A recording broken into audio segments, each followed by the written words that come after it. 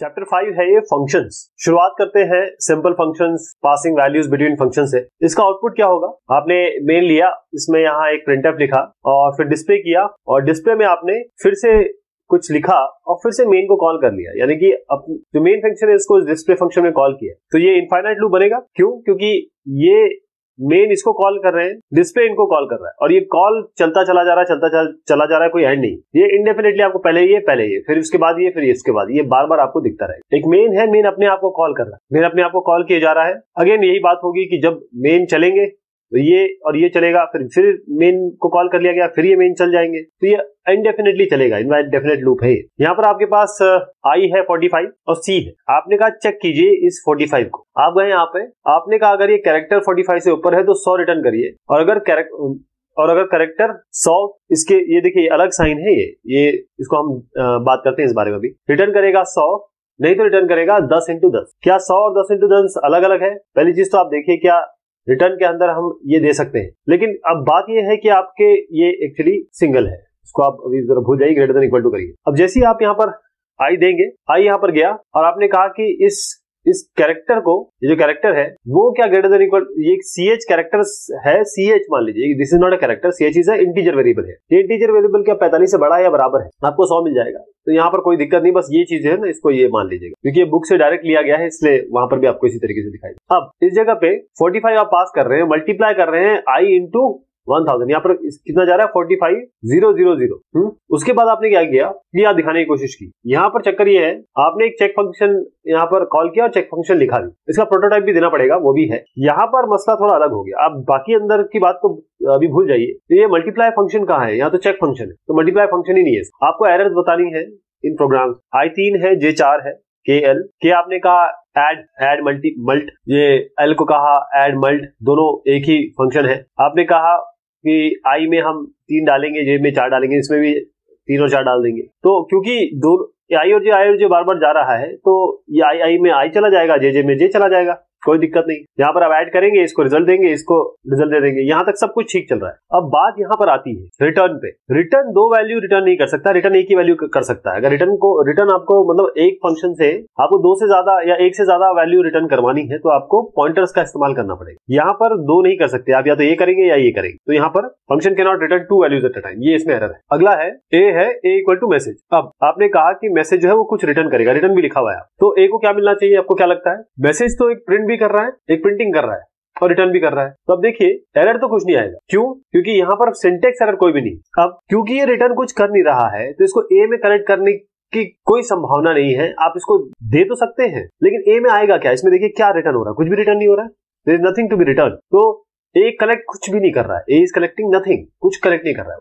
ये है एरर, कोई भी नहीं है। आपने कहा A कैरेक्टर लिया और इस फंक्शन में A और CH डाल दिया। A और CH यहाँ पर गया और यहाँ पर आपने %f में A को प्रिंट कर दिया और CH में कैरेक्टर C को प्रिंट कर दिया। और इसमें एक एरर है। बात ये है बहुत, मतलब ये चीज अगर आप ये एरर पकड़ेंगे तो दूसरे एरर भी पकड़ लेंगे कि यहाँ तो आपने फंक्शन प्रोटोटाइप दिया ही नहीं, या stdio.h नहीं दिया, choreo.h ने दिया, ये सब नहीं दिया। तो अभी हम उसको भूल जाते हैं। हम देखेंगे कि बेसिक चीज जो फंक्शन के अंदर आती है, ये A क्या है, ये CH क्या है, यहाँ तक तो ठीक है, लेकिन इस फंक्शन को कैसे पता चलेगा कि A क्या है, CH क्या है? यहाँ पर भी आपको बताना पड़ेगा कि यहाँ पर A के आगे आप लिखेंगे ये फ्लोट है, ये CH के आगे आप लिखेंगे कि ये कैरेक्टर है। क्यों?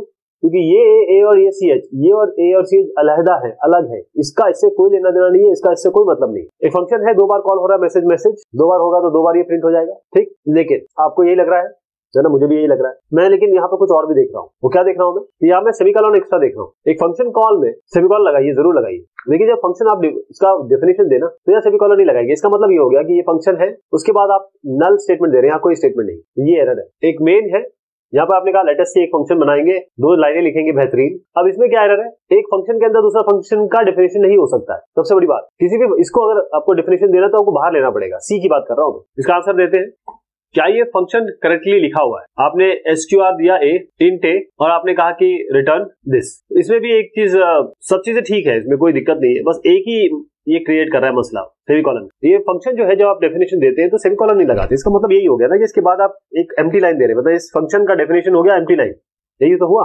उसके बाद ये अलग चीज हो जाएगी, इसका और इससे कोई रिलेशनशिप नहीं रहेगा। आपको ट्रू और फॉल्स बताना है। The variables commonly used in C functions are available to all functions in a program. जो वेरिएबल हम यूज करते हैं सी फंक्शन में वो सारे फंक्शन को अवेलेबल होते हैं। ये सरासर गलत है। जो एक ब्लॉक के अंदर है उन्हें हम कहते हैं कि ये इसका लोकल स्कोप है। आपको ग्लोबल देना है तो आपको मेन के ऊपर लिखना पड़ेगा। तो लोकल, ग्लोबल इस तरीके से, और ब्लॉक स्कोप होता है। तो अगर कोई चीज यहाँ पर आप डिफाइन कर रहे हैं तो ऐसा नहीं कि दूसरे ब्लॉक को ये पता चल जाएगी, नहीं, कभी नहीं। अगर ये एक और चीज है, to return the control block to the calling function we must use the keyword return. क्या रिटर्न के बगैर काम नहीं चलेगा? बिल्कुल चलेगा। अगर एक फंक्शन है जिसमें केवल प्रिंटिंग हो रही है तो रिटर्न करने की क्या आवश्यकता है? The same variable names can be used in different functions without any conflict. ये बिल्कुल सत्य है। फंक्शंस, जब आप एक प्रोग्राम से फंक्शन की तरफ चले जाते हैं तो वो प्रोग्राम अभी सो जाता है या उसकी चीजें उस फंक्शन से रिलेटेड नहीं होती है जब तक कुछ उसमें ग्लोबल ना दिया। तो उसके अंदर आप ए और बी यूज कर रहे हैं, फंक्शन में भी ए बी यूज कर रहे हैं, किसी थर्ड फंक्शन में भी ए बी यूज कर रहे हैं, नो प्रॉब्लम, कोई दिक्कत नहीं है। Every call function must contain a return statement. ये सत्य है क्या? बिल्कुल असत्य है। मैंने जैसे बताया कि एक फंक्शन के अंदर अगर आप रिटर्न नहीं दे रहे हैं तो क्या फंक्शन नहीं होगा? केवल प्रिंटिंग कर रहे हैं आप, इसीलिए ये भी सरासर गलत। अ फंक्शन में contain more than one return statement. एक फंक्शन में एक से ज्यादा रिटर्न स्टेटमेंट होते हैं, बिल्कुल सत्य। एक क्या, हजारों रिटर्न दे दीजिए, लेकिन काम एक ही करेगा। Each return statement in a function में रिटर्न अ डिफरेंट वैल्यू। हर एक रिटर्न स्टेटमेंट वो बिल्कुल सत्य है, कोई भी वैल्यू रिटर्न कर सकता, तभी तो मल्टीपल रिटर्न होते हैं। If this return this, if else if then return this, ऐसे होता है। मल्टीपल रिटर्न करने हैं तभी तो हमने मल्टीपल रिटर्न दिया है, मल्टीपल वैल्यू रिटर्न करनी है। A function can still be useful even if you don't pass any argument to it and the function doesn't return any value. बहुत बहुत शानदार बात कही है, बिल्कुल सत्य है। यही जो लाइन कही है सत्य बोला है। ये एक्चुअली एक अगर आप फंक्शन को जानना चाहे तो ये इसकी डेफिनेशन भी कह सकते हैं, बिल्कुल सत्य है। Write a function to calculate the factorial value of any integer enter through the keyboard. तो फैक्टोरियल का प्रोग्राम लिखेंगे, इसमें एक बढ़िया सा कमेंट लिखेंगे, calculate factorial value of an integer using function. stdio.ponio.h को इंक्लूड करिए। शुरू करेंगे मेन से, यहाँ पर नंबर लेंगे। अब फैक्टोरियल हमारे पास फैक्ट है, और फैक्ट कहां तक जाता है ये आपके बहुत हद तक सिस्टम पे डिपेंड करता है, तो इसके बारे में बात नहीं करेंगे अभी। क्लियर स्क्रीन पे आइए, ये करना आवश्यक नहीं है लेकिन करेंगे तो अच्छा रहेगा। नंबर एंटर कराइए, नंबर लीजिए। अब जरा एक काम करिए, इस फंक्शन, एक फंक्शन हम लिखेंगे फैक्ट, उसके अंदर नंबर को पास कर दीजिए। जो रिटर्न करेगा, जो भी रिटर्न करेगा वो फैक्टोरियल में लेके फैक्टोरियल को प्रिंट कर देंगे, फैक्टोरियल आपकी वैल्यू हो जाएगी, है ना। फैक्टोरियल ये नंबर हो जाएगा। यहाँ तक समझ में आ गया। अब सारी बात आती है इस फंक्शन की, फैक्ट। इसमें जैसी वैल्यू पास करेंगे, फैक्टोरियल को 1 से शुरुआत करेंगे, 1 से लेकर उस नंबर तक जाएंगे और बार बार इसको चलाते रहेंगे और i को प्लस प्लस करते रहेंगे, तो आपका फैक्टोरियल रिजल्ट आ जाएगा। ये आप जानते हैं अच्छी तरीके से कैसे करते हैं, ये हम ऑलरेडी सीख चुके हैं। Write a function power A B to calculate the value of a raised to the power b। इसके लिए भी फंक्शन का यूज करेंगे। एक कमेंट लिखेंगे, program to calculate power of a value, stdio.h है, ponio.h है। अब इसमें क्या करेंगे, हम एक पावर फंक्शन बनाने की कोशिश करेंगे, पावर, और हम यूजर से बोलेंगे कि 2 नंबर डालिए, उसको x और y में ले लेंगे। अभी इंटीजर के बारे में बात करें। उसके बाद इस पावर फंक्शन को कॉल कर लेंगे, x और y को डालेंगे और POW में वैल्यू लेके यहाँ प्रिंट कर देंगे कि देखिए x की पावर y जो है वो POW में हम दिखा सकते हैं। अब सारी बात आती है इस फंक्शन पे, पावर x और y गए, x और y मतलब स्टार्टिंग में, क्योंकि हमको x टू द पावर करना है, मतलब x को y बार मल्टीप्लाई करना है y टाइम। तो हम p इक्वल टू 1 रखेंगे, 1 से लेकर y तक जाएंगे और ये चलाते रहेंगे, p को p में सेव करते रहेंगे। आप ये देखेंगे कि ये कुछ हो नहीं रहा है, इसमें ये नंबर ऑफ टाइम्स ये लूप चला रहा है, क्योंकि देखिए यहाँ पर y नहीं है, यहाँ y है, यहाँ y नहीं है। यहाँ पर केवल आप ये जो x है ना, इसी वैल्यू को बार बार मल्टीप्लाई कर रहे हैं। ये केवल लूप कितने बार चलाना है उसके लिए, ये इसकी लूप की वैल्यू कोई यूज नहीं हो रही है। मतलब आप 2 करेंगे, 2 की पावर 3 है तो यहाँ पर एक बार होगा 2, दूसरी बार होगा 2 into 2, तीसरी बार होगा 2 into 2, 2 क्यूब आ जाएगा। और यहाँ आप दिखा दीजिए, इसमें आपको एक जनरल पर्पस फंक्शन लिखना है ताकि आप कन्वर्ट कर सकें कोई भी, अगर आपको ईयर मिले उसके रोमन इक्विवेलेंट में। उसका तरीका कुछ इस तरीके से है कि अगर 1 आता है तो i लिखना है, कितने भी 1 आ जाए, 5 आए तो v लिखना है, 10 आए तो x, 50 आए तो l, 100 आए तो c, 500 आए तो d और 1000 आए तो m। तो रोमन इक्विवेलेंट जैसे मैं इसका बताता हूँ 1988 को अगर मैं इस तरीके से लिखूं, 1988 का मतलब है 1000 प्लस क्या हुआ, ये 1000 के बाद 500 प्लस 400 कर देते हैं, 400 है, प्लस आपका इसमें 50 और ऐड करेंगे, 50, उसके बाद 30 और उसके बाद 5 और 3, ये हो गया ना। मैंने क्या किया, इसको इस फॉर्म में लिखने की कोशिश की है क्योंकि मेरे पास ये सब चीजें जो अवेलेबल है उसी के हिसाब से मैंने इसको लिख दिया। तो 1000 की जगह मैं लिख दूंगा m, 500 की जगह यहाँ लिख देंगे d, 400 की जगह लिखेंगे क्योंकि 400 का कुछ है नहीं, 4 into 100 कर देंगे, यानी कि 100 के लिए c है तो यहाँ c c c c 4 बार c लिख देंगे। 50 का है हमारे पास l तो यहाँ l लिख देंगे। 30 के लिए हमारे पास अवेलेबल नहीं है लेकिन 10 के लिए है, 3 into 10 तो 3 बार x लिख देंगे, x x x, 3 बार x हो गया। 5 के लिए हमारे पास अवेलेबल है v, 3 के लिए हमारे पास अवेलेबल नहीं है लेकिन 1 1 1 के लिए है, 3 बार 1 तो I लिख, देखिए आप ये आ गया ना, ये चीज आ गई। एक और एग्जांपल ले लेता हूँ, 1525 को कैसे लिख सकते हैं, 1525 को लिख सकते हैं, अब बहुत ध्यान से देखिएगा, 1000 प्लस मैं इसको लिख सकता हूँ 500 प्लस 20 +5 ऐसे लिख सकता हूँ ना। 1000 के लिए क्या हो गया m, जैसे यहाँ दिया हुआ है। ऐसे आपका 500 के लिए क्या हो गया d, ऐसे आपका 20 है, 20 हमारे पास है नहीं, 2 × 10 मतलब 10 को 2 बार लिखना है तो xx, इसी जगह xx लिख देंगे, और 5 हमारे पास v अवेलेबल है तो v होगा, तो mdxxv, ये है mdxxv। ऐसा प्रोग्राम लिखना है आप। तो शुरुआत करते हैं, इसमें कन्वर्ट करेंगे ईयर को रोमन इक्विवेलेंट में, stdio और ponyo.h हम इसको इंक्लूड करेंगे। अब यहाँ पर ईयर एंटर कराएंगे, स्कैन करेंगे ईयर को। मैं एग्जांपल लेता हूँ 1525 का, चलिए इसका एग्जांपल लेके ही आगे बढ़ो। अब क्या होगा, हमने यहाँ पर फंक्शन लिखा रोमनाइज। अब ये फंक्शन जो है रोमनाइज हमने हर चीज के लिए लिख दिया, 1000 के लिए भी, 500 के लिए भी। देखिए 1000 के लिए हमारे पास m रिटर्न होना चाहिए, वही हमने यहाँ लिख दिया, 1000 के लिए m रिटर्न, अगर 500 है तो d रिटर्न, c है तो 100 है तो c रिटर्न, 50 है तो l, इस तरीके से हम यहाँ तक आ गए। अब ये फंक्शन लिखा हमने रोमनाइज। ध्यान रखिएगा रोमनाइज जो है वो कैसे चल रहा है, पहले इसके लिए चलेगा। 1525 से शुरू करते हैं, तो ईयर में हमारा 1525 गया, के अभी हमारे पास 1000 है, 1525 गया, 1000 गया, एक आपको समझाऊंगा, आपको बाकी सब आराम से समझ में आ जाएगा। और फिर यहाँ पर हमने m भेजा, कैरेक्टर भेजा m, यहाँ m पहले वाला बता रहा हूँ, फर्स्ट वाला। यहाँ पर आई और जो हमने लोकल वेरिएबल लिखा, हमने कहा y क्या 9 के बराबर है, क्या ईयर 1525 9 के बराबर नहीं, अभी नहीं। तो हम आगे बढ़े और उसके बाद हमने कहा क्या y 4 के बराबर है, अभी नहीं है, 4 के बराबर नहीं है। तो हम गए j पे, j को हमने किया y बाय k, y क्या है 1525 और ये k क्या है 1000, तो हम इसको 1000 से डिवाइड कर देते, तो कितना आएगा, 1000 को डिवाइड करेंगे तो 1 आएगा, है ना, 1 आएगा। अब हम क्या कर रहे हैं कि जो 1000 को हमने 1525 से डिवाइड किया, तो 1000 इसको 1 से डिवाइड कर रहा है, 525 इसका रिमाइंडर आएगा। अब हम क्या कर रहे हैं, 1 से लेकर j तक जा रहे हैं, तो यहाँ पर कितना है, j हमारा 1 आया, तो 1 से लेकर 1 तक जाएंगे और इस कैरेक्टर को उतने बार प्रिंट करेंगे, तो केवल एक ही बार आया, 1 से 1 तक मतलब एक बार चलेगा, तो कैरेक्टर क्या प्रिंट होगा, क्योंकि कैरेक्टर हमने यहाँ m दिया हुआ है, m भेजा है ना, तो केवल m आ जाएगा। तो इस जगह पे ये रिटर्न क्या करेगा, ईयर की जगह m रिटर्न करेगा। ये बात हो गई। अब जो रिटर्न होगा ना, जो ch रिटर्न हो रहा है, मतलब ch प्रिंटअप कर दिया आपने, उसके बाद अब रिटर्न ये क्या कर रहा है, रिटर्न कुछ और हो रहा है। देखिएगा कैरेक्टर तो m हो गया, उसके बाद ये रिटर्न जो कर रहा है वो यहाँ पर हमारे पास रिटर्न में आएगा, रिटर्न m नहीं आ रहा है। अभी मैं फिर से इसको चेंज करता हूँ अपने वक्तव्य को, अभी ये नहीं आया है, अभी y minus k into j, y कितना है 1525, अब माइनस k क्या है आपका, अभी आपने किए 1000 और यहाँ पर j कितना आया था 1 इंटू 1, रिटर्न क्या आएगा 525, 525, ये 525 यहाँ 525 रिटर्न होगा इस ईयर को, इस ईयर में आप 525 आया, m नहीं आया था, 525 आ गया। अब क्योंकि एक प्रिंटिंग यहाँ दी हुई है तो ऑलरेडी ये प्रिंट आपको m कर देगा, तो जो आपको कंसोल पे दिखेगा वहां पर m आपको पहले दिख जाएगा फर्स्ट। अब मैं अगला भी बताता हूँ, फिर आगे आप एकदम समझ जाएंगे। एक और बता देता हूँ, नेक्स्ट टाइम आपका 525 आया, 525 यहाँ पर आ गया, इस 525 में कि आपका गया 500। अब इस बार ये चलेगा ना, ये वाला तो चल गया। अब यहाँ पर आप जाएंगे, यहाँ पर आप क्या भेजेंगे, 525, यहाँ पर 500 है और यहाँ पर d है, कैरेक्टर d जाए, तो ये 500 हो, यहाँ पर 525 हो गया, यहाँ 500 हो गया, यहाँ पर आप d भेज रहे हैं। अब दोनों को डिवाइड कर लीजिए, क्योंकि ना तो ये 9 है, ना तो ये 4 है, ना तो ये 9 है, ना तो ये 4 है। उसके बाद क्या करेंगे, दोनों को डिवाइड कर लेंगे, 535 को 500 से डिवाइड, कितना आया 1, इस बार भी 1 आया, क्यों, क्योंकि ये एक बार डिवाइड होगा 35 इसका रिमाइंडर आएगा। फिर यहाँ पर हम ये 1 आ गया, तो एक 1 बाय 1 मतलब एक ही बार चलेगा ये, और कैरेक्टर m की जगह यहाँ पर जो d भेजा है वो d प्रिंट हो जाए, तो कंसोल में आपका m दिख गया था, अब d प्रिंट हो जाए। फिर रिटर्न क्या करेगा, 525 में से 525 में से ये कहता है k हटाइए, मतलब k इंटू j, मतलब आपको ये कह रहे हैं कि जो k है 500 इंटू 1, तो 25 आपको रिटर्न करेगा, रिटर्न 25 करेगा। अब इसके बाद 25 आया, इस तरीके से ये आगे बढ़ता रहेगा और ये काम करता रहेगा। लास्ट में आपका 5 बचेगा ना, तो ये 5 पे इसको चेक करेगा, 5 भी नहीं, तो इस किसी भी केस में यहाँ नहीं जाएगा। लेकिन अगर आप इसी जगह 1988 करके देखेंगे तो आपको, या जो अभी नंबर मैंने आपको बताया है उसमें आपको ये भी मिल सकता है, ये भी मिल सकता है। अच्छा, इसको डिवाइड वाई चेक कराने का क्या मतलब है, अगर आपने 9 चेक कराया, मॉड्यूलो ये 9 चेक कराया, तो 9 को ix लिख देंगे, उसके बाद मॉड्यूलो कर रहे हैं इसको 9 से, तो जो मॉड्यूलो करेंगे ना, जैसे मान लीजिए 4 आता है, तो आखिर में क्या बचेगा 5, यही बच रहा है, और 5 का हमारे पास डायरेक्ट वैल्यू है। इसी तरीके से अगर मैं 9 को मॉड्यूलो करता हूँ 4 से, अगर 9 यहाँ आता है, अगर ये 4 है, इस जगह 4 है, और 4 को मैं अगर मॉड्यूलो करता हूँ 4 से, तो मेरे पास 1 आएगा। 9 आता है, 9 को मॉड्यूलो करूंगा 9 से, तो मेरे पास 1 आता है। तो 1 को निकालने के लिए आखिर में जितने बार 1 आ रहे हैं, जितने बार आई रखना है उसके लिए आए। तो ये आपका प्रोग्राम हुआ, एक ईयर को रोमन में कन्वर्ट करने। एक ईयर एंटर करना है, बताना है लीप ईयर है नहीं लीप ईयर है। लीप ईयर का मतलब क्या होता है, लीप ईयर का मतलब ये होता है कि अगर जैसे कोई भी नंबर हो, 2016 मान लीजिए, ये अगर 4 से डिवाइड हो जाए तो हम इसे कहेंगे लीप ईयर है। दूसरा ये है कि ये 100 से डिवाइड नहीं होना चाहिए। अगर ये 100 से डिवाइड नहीं हो रहा है और अगर यहाँ पर 16 है, जैसे लास्ट में 16 है ना, अगर कोई नंबर हो जैसे अब 1800 लास्ट में 2 है, लास्ट में 2 0 है, तो इसको हमको 400 से डिवाइड करना पड़ेगा। अगर ये 400 से डिवाइड हो जाता है तो लीप ईयर है, नहीं होता है तो लीप ईयर नहीं।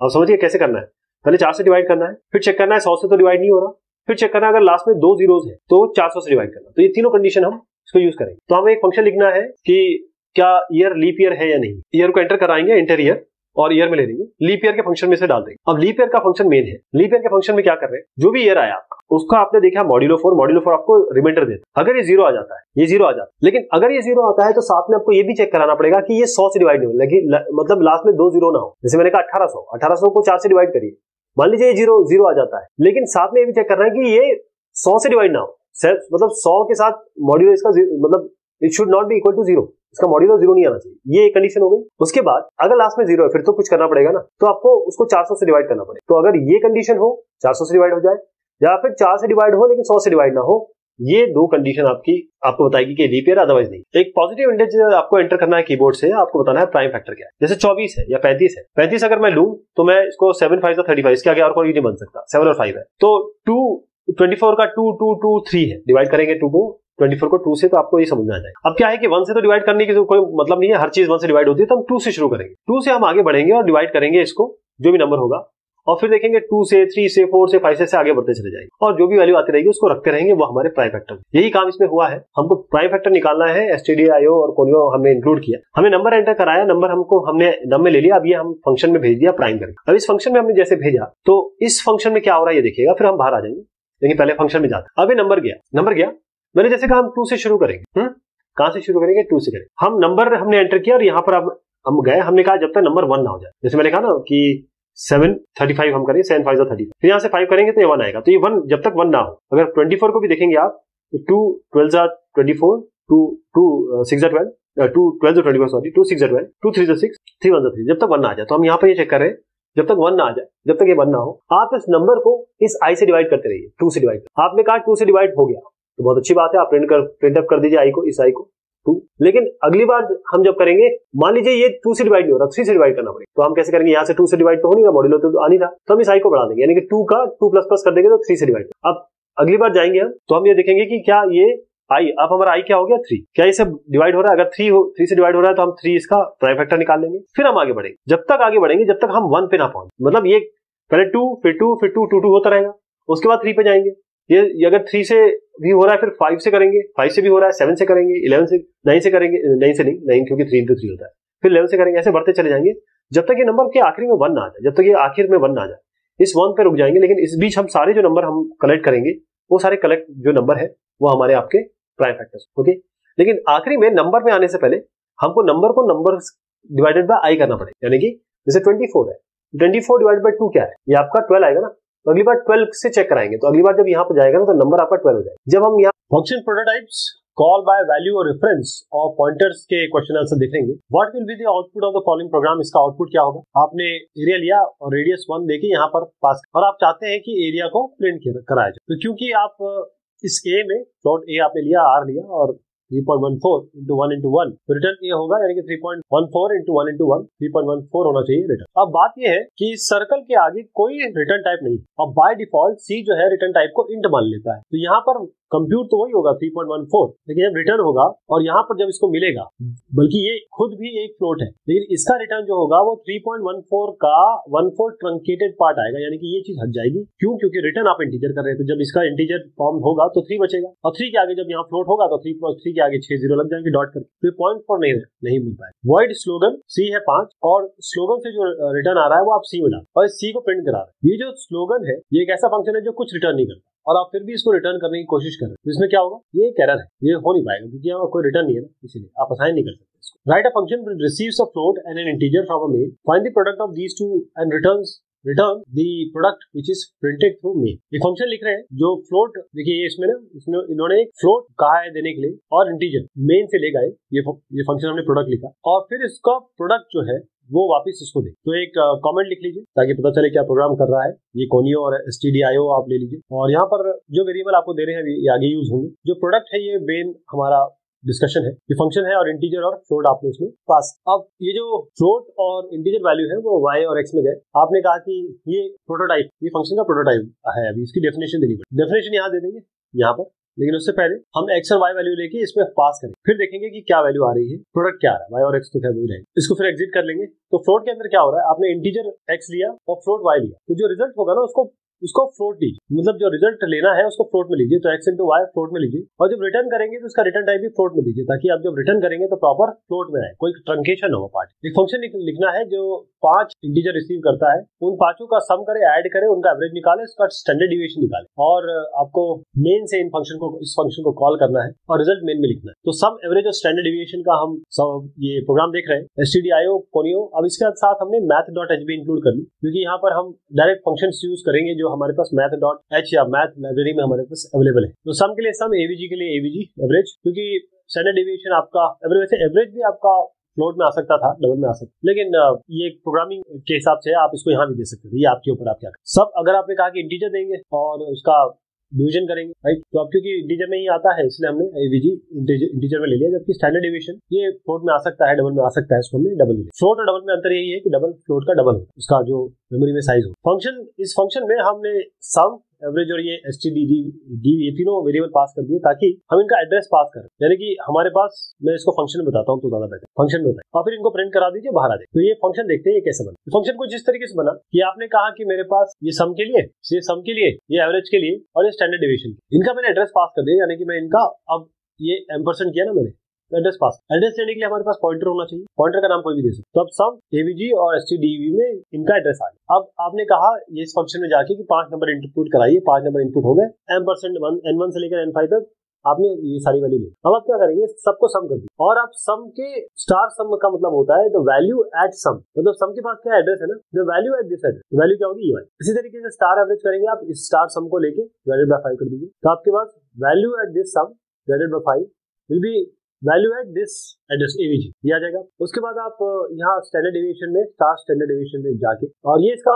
प्रॉपर फॉर्मूला होता है, ये फॉर्मूला आपको अगर समझना है तो आप स्टैटिस्टिक्स में देखिएगा। बेसिकली स्टैंडर्ड डिविएशन में ये पहला वैल्यू हम इसका एक बहुत नॉर्मल फॉर्मूला होता है, लेकिन यहाँ पर हम थोड़ा सा बड़े लेवल पे कर रहे हैं समझने के लिए। हम क्या कर रहे हैं कि हर एक वैल्यू ले रहे हैं, जैसे n1 लिया, एवरेज से उसको माइनस किया, एवीजी, n माइनस एवीजी कर रहे हैं, उसके बाद उसका स्क्वायर कर दे रहे हैं, पावर फंक्शन यूज किया हमने, इनका स्क्वायर कर और सबको ऐड कर दिया। ऐसे n2 के साथ भी ये किया, उसका एवरेज निकाला जो पूरे का एवरेज है, और उसका स्क्वायर कर दिया, ऐसे सबको ऐड कर दिया, फिर सबका अंडर रूट ले लिया। यही आपका स्टैंडर्ड डिविएशन होता है, यही किया हुआ है, राइट।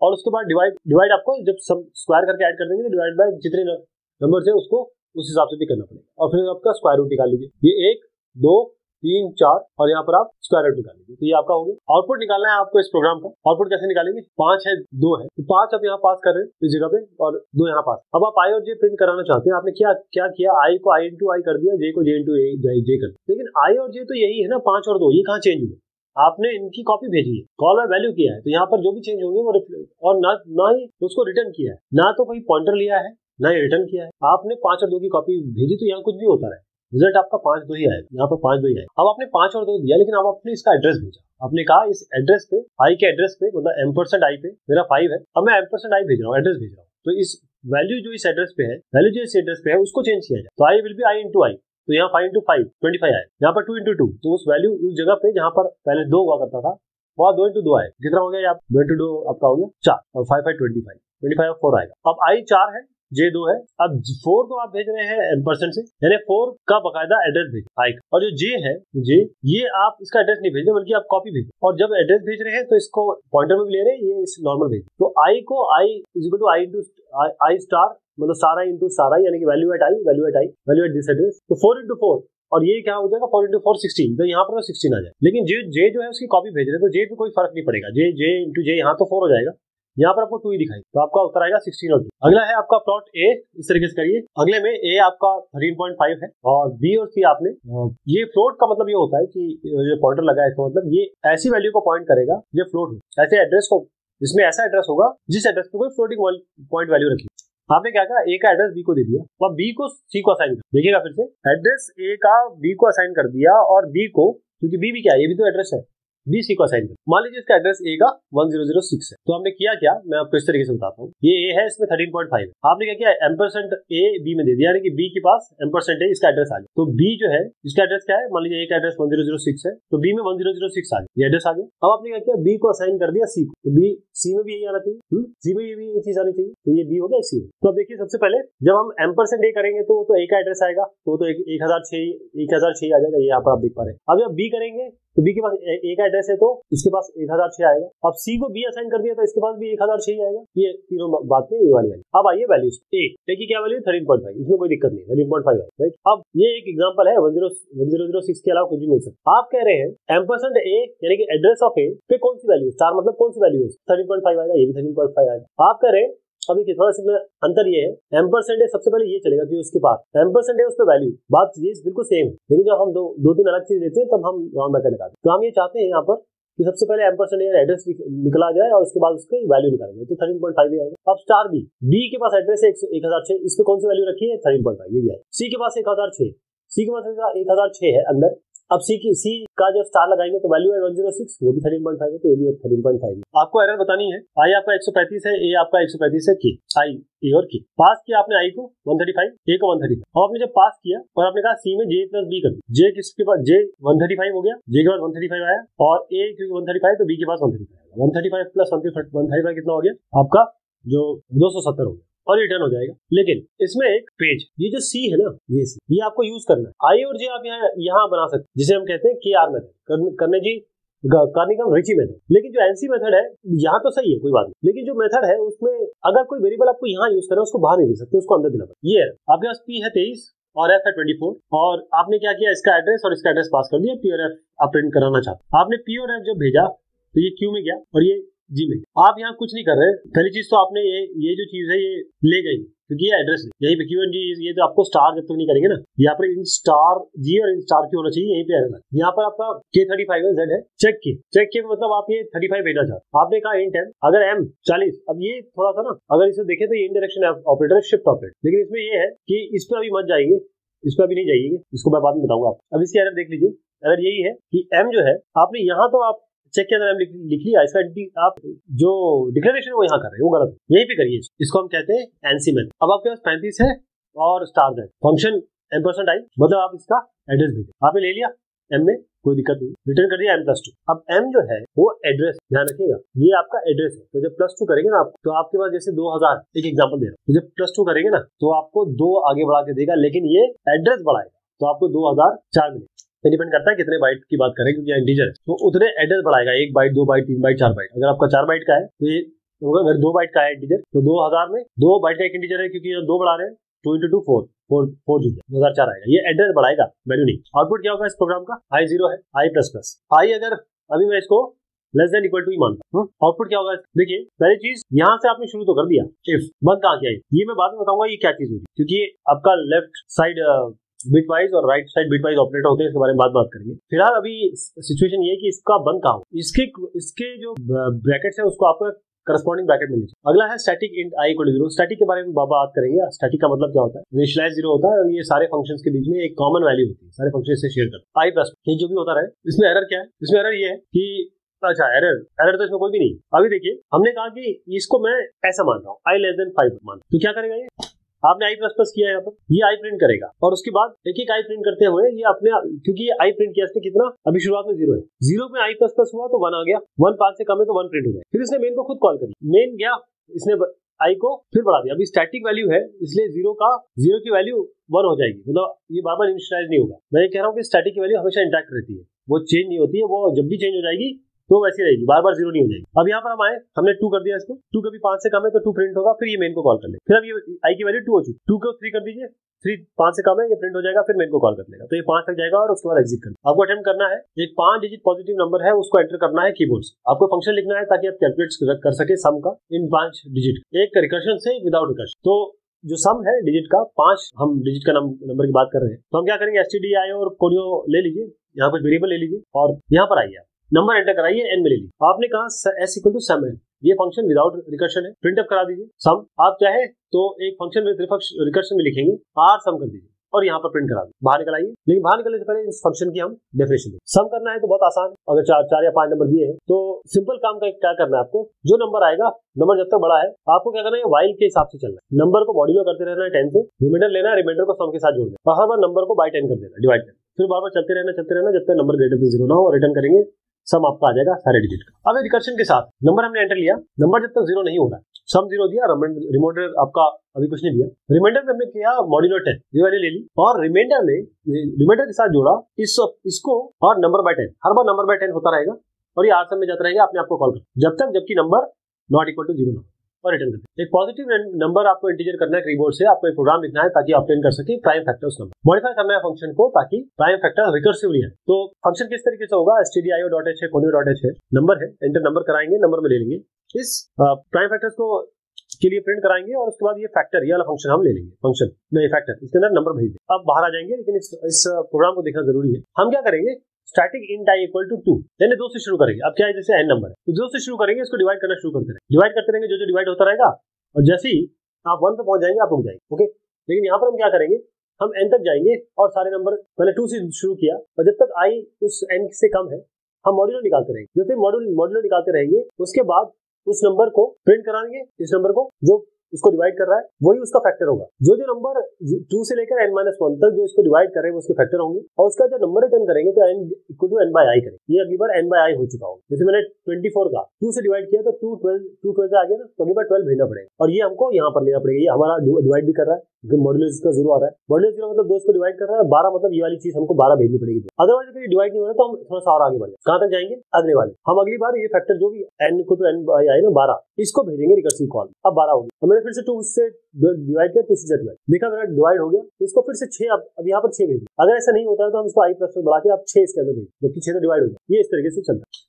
आपको रिकर्सिव फंक्शन लिखना है ताकि आप पहला 25 नंबर फिबोनाची सीरीज का निकाल सके। फिबोनाची सीक्वेंस का मतलब ये होता है कि पहले और दूसरे सम का सम करेंगे तो तीसरा नंबर आएगा, और ये पूरी सीरीज में चलेगा। जैसे 1 और 1 का सम करेंगे तो 2 आएगा, 1 2 का सम करेंगे तो 3 आएगा, 2 3 का करेंगे तो 5, ऐसे आता है। तो आपको जनरेट करना है 25 टर्म फिबोनाची सीरीज के, stdio और conio.h इंक्लूड करेंगे। इसमें ओल्ड 0 लेंगे, करंट 1 लेंगे। हम शुरुआत करते हैं 0 से, 0 और 1, तो हमको ये 0 और 1 इनिशियलाइज करना पड़ेगा, इसको हम 0 1 दें। उसके बाद हमने ओल्ड और करंट लिख दिया, फिर हम ओल्ड और करंट को भेज देंगे यहाँ पर फिबो में, अब बाहर निकल आएंगे। लेकिन अब हम देखते हैं कि इसमें हमारा हुआ क्या, फिबोनाची सीरीज कैसे काम कर रही है आपके रिकर्शन का यूज। तो स्टैटिक इन टर्म्स हम 2, क्योंकि इनिशियली जो 2 टर्म है वो तो हमको लेने ही पड़ेंगे, इसलिए हमने 2 से शुरू किया। फिर उसके बाद हमने क्या किया, जब तक ये टर्म्स लेस देन 20 रहेंगे, टर्म्स हम टर्म्स भी बढ़ाएंगे एक एक करके। अभी हम 2 से शुरुआत करें, इसलिए हमने 2 लिया। अब क्या करेंगे, new equal to old plus current. इसका मतलब ये है कि ये ओल्ड है और ये करंट है, तो न्यू क्या आएगा, ये न्यू होगा ओल्ड प्लस करंट, यानी 0 + 1 = 1, ये होगा। आप इसको प्रिंट करा दें न्यू को, फिर एक टर्म आगे बढ़ा देंगे, थोड़ा आगे बढ़ जाए। अगली बार फिबो के लिए कॉल करेंगे, फिबो कॉल करेंगे किसलिए, करंट और न्यू के लिए। ये दोनों भेजने पड़ेंगे क्योंकि अगला टर्म इन दोनों को जोड़ के आएगा, तो करंट और न्यू भेजेंगे। अब करंट और न्यू भेजेंगे तो अगली बार जैसे इसके अंदर भेजेंगे, अब ये आपका ओल्ड हो जाएगा, ये आपका करंट हो जाएगा। करंट तो न्यू क्या हो जाएगा, 1 + 1 3, ओल्ड और करंट का जोड़ के 3, फिर एक टर्म आगे बढ़ा देंगे। अब ये करंट हो गया, ये आपका न्यू, ये दोनों भेजेंगे। इस तरीके से चलता रहेगा जब तक आप जहां तक आपको टर्म तक फिबोनाची निकालने बोला है तब तक आप ना। बहुत शुक्रिया, बहुत मेहरबानी।